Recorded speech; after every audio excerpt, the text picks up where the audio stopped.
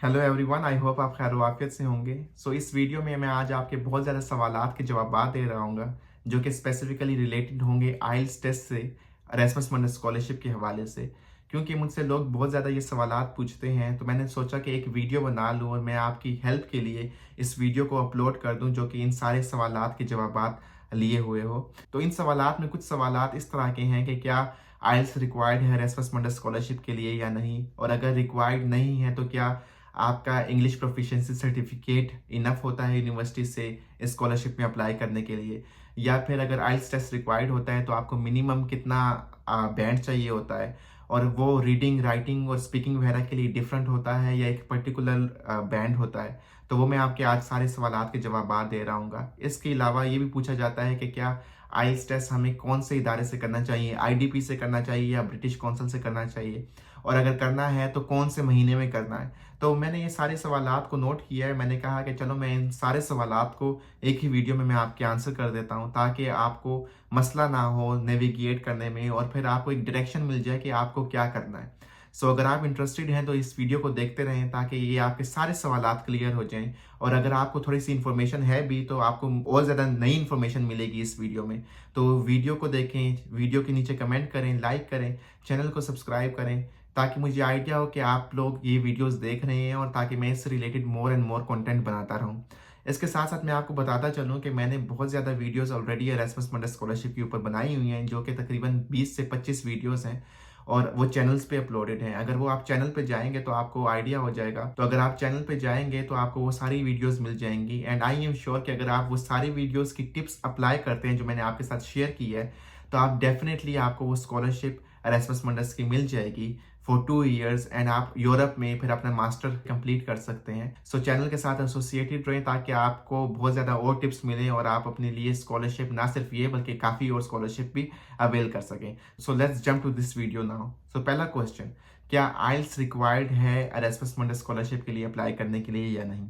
तो इसका जवाब बिल्कुल सीधा साधा नहीं है। मैं ये नहीं कह सकता कि हाँ रिक्वायर्ड है, और मैं ये भी नहीं कह सकता कि नहीं नहीं रिक्वायर्ड, क्योंकि एरास्मस मंडल के जो प्रोग्राम्स हैं वो 150 से ज़्यादा प्रोग्राम्स अवेलेबल हैं इसके कैटलॉग में, और हर प्रोग्राम की डिफरेंट रिक्वायरमेंट है। कुछ प्रोग्राम्स जो हैं वो आपको कहते हैं कि आपका लैंग्वेज टेस्ट होना चाहिए जिसमें आइल्स ट्रॉफी वगैरह मांगे होते हैं, और कुछ प्रोग्राम्स ऐसे हैं जिसमें उन्होंने नहीं मांगे होते। तो आपने क्या करना है कि आपने जाके देख लेना है अपने प्रोग्राम को जिस आपसे फील्ड से रिलेटेड हो। अगर आपको ये पता नहीं कि प्रोग्राम किस तरह ढूंढना है तो मेरी पिछली वीडियोस आप ज़रूर देखें, तो आपको पता लग जाएगा। तो आपने जाके अपनी प्रोग्राम्स पे देखना है जिसमें आप इंटरेस्टेड हैं अप्लाई करने के लिए, और उसकी रिक्वायरमेंट्स देखनी है कि क्या उसमें उन्होंने लैंग्वेज टेस्ट मांगा है कि नहीं। अगर लैंग्वेज टेस्ट मांगा है तो फिर मतलब आपको आइल्स देना है। अगर आपसे लैंग्वेज टेस्ट नहीं मांगा तो आपको फिर टेस्ट देने की ज़रूरत नहीं है। अच्छा, अब जिस प्रोग्राम में टेस्ट देना है उसमें तो मैं आपके साथ कोई बात नहीं कर सकता, लेकिन जिस प्रोग्राम में टेस्ट नहीं देना उसमें यह है कि आप लैंग्वेज प्रोफिशिएंसी सर्टिफिकेट उन्होंने यूजुअली मांगा होता है यूनिवर्सिटी से। तो आप सिंपली यूनिवर्सिटी से कांटेक्ट करते हो और वो आपको एक लेटर बना के दे देते हैं जिसमें लिखा होता है कि भाई जो इनकी एजुकेशन थी वो इंग्लिश में थी, एंड दैट्स इनफ। ठीक है, वो आपका काम कर देता है। अब क्या ये रिकमेंडेड है कि नहीं, देखें इससे आपकी जो है ना मिनिमम रिक्वायरमेंट पूरी हो जाएगी कि आपकी एप्लीकेशन कंसिडर हो जाएगी।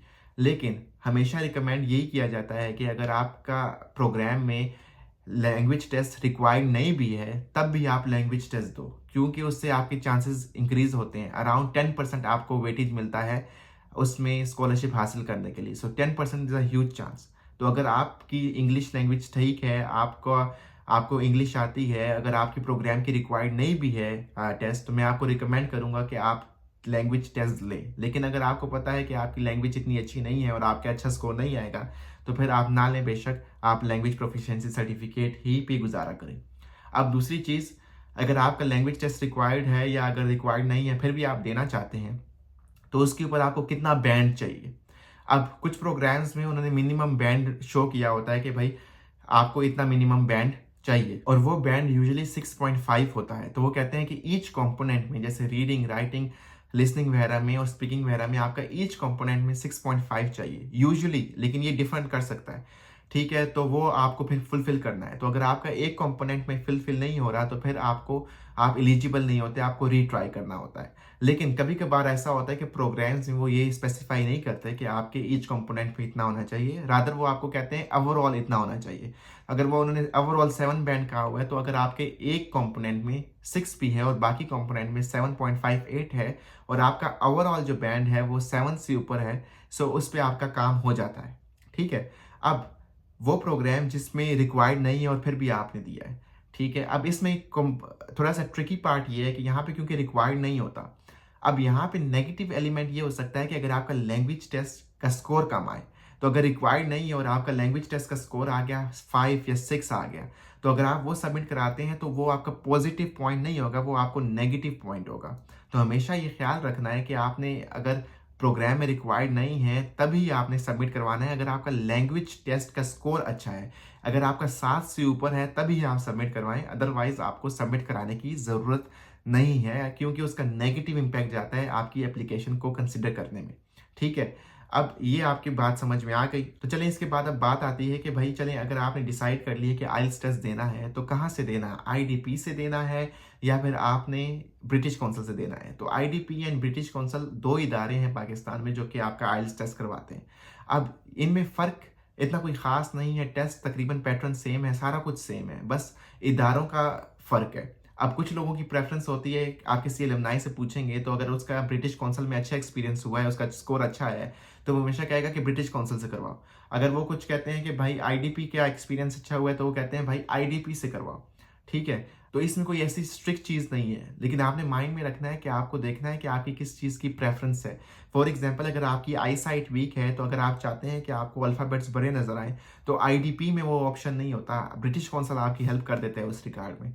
तो ये चीज़ आपने देखनी है कि भाई आपकी रिक्वायरमेंट के हिसाब से कौन सी चीज़ ज़्यादा फिट है, और उसके हिसाब से देखना है। क्योंकि अब आप कुछ इलाकों में आईडीपी के पास इतनी अच्छी फैसिलिटी नहीं होती और कुछ इलाकों में ब्रिटिश काउंसिल के पास इतनी अच्छी फैसिलिटी नहीं होती। ठीक है, तो फिर वहाँ पे मसला हो जाता है। तो इस चीज़ को आपने देखना है कि आपके करीब जो है वो इदारा, जो इंस्टीट्यूट है आईडीपी का या फिर ब्रिटिश काउंसिल का, सही है या नहीं है, उसमें कोई इस लाइक कंप्यूटर्स वगैरह ख़राब तो नहीं है या उसमें थोड़े स्लो तो नहीं है, कोई इस तरह की चीज़। ठीक है, और ये कैसी इन्फॉर्मेशन पता लगती है, जनरली आप जाके किसी भी एलुमनाई से पूछ लें, वो अपना एलुमनाई एक्सपीरियंस शेयर कर देगा अपने सिटी के एलुमनाई से, तो बस उसको फॉलो कर दें। ठीक है, इसमें कोई आपको हेजिटेंट होने की ज़रूरत नहीं है कि भाई मैंने इसके पास जाना है, मैंने इसके पास जाना है।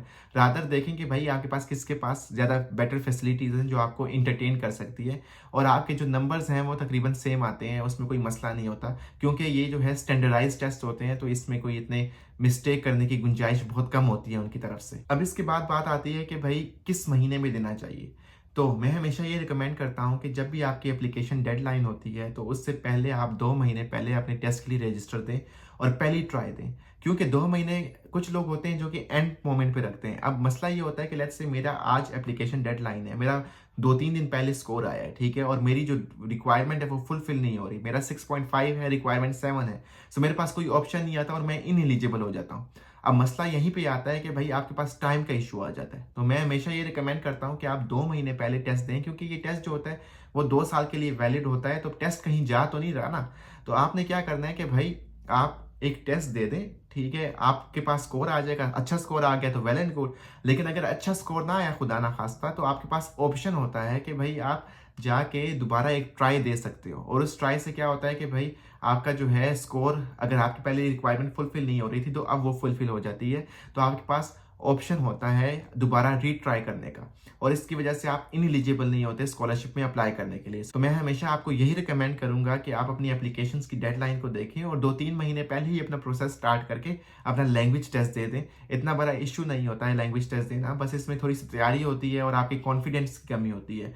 आइल्स के में ज़बान आप बहुत अरसे से सीख रहे होते हैं, बहुत अरसे से इंग्लिश आपको आ रही होती है, बट द थिंग इज एक कॉन्फिडेंस नहीं होता, तो आप just because of the lack of the confidence आप एक अच्छी टेस्ट नहीं दे पाते, और अच्छा टेस्ट ना देने की वजह से फिर आपके स्कोर लो आ जाता है। सो इतना कोई घबराने की ज़रूरत नहीं है, आपको 1 महीना बहुत है तैयारी करने के लिए, कीपिंग द फैक्ट कि आप एक पाकिस्तान की यूनिवर्सिटी से ग्रेजुएट हुए हो और आपका जो लैंग्वेज ऑफ इंस्ट्रक्शन था वो इंग्लिश ही था। तो आखिरी क्वेश्चन जो है वो है कि आइल्स या टॉफिल। अब यहाँ पे मैं आपको फिर भी ये बताना चलूँ कि इतना कोई बड़ा इशू नहीं है। बस आपको ये माइंड में रखना है कि आइल्स जो है वो मोस्ट कॉमनली यूज़ होता है यूरोप में और ब्रिटिश साइड पे, जबकि टॉफिल मोस्टली यूज़ होता है तो यूएसए की साइड में। तो अगर आप यूएसए की तरफ अप्लाई करना चाहते हैं तो फिर तो टॉफिल दें, लेकिन अगर आप आइल्स यूरोप की तरफ फोकस करना चाहते हैं, ब्रिटिश की तरफ फोकस करना चाहते हैं, तो फिर आप आइल्स ही दे दें, क्योंकि आपके पास ज़्यादा ऑप्शन होते हैं। और अगर आप जाके देखेंगे ये भी, तो बहुत सी प्रोग्राम्स जो हैं वो आपसे आइल्स ही मांग रहे होते हैं, टॉफिल नहीं मांग रहे होते।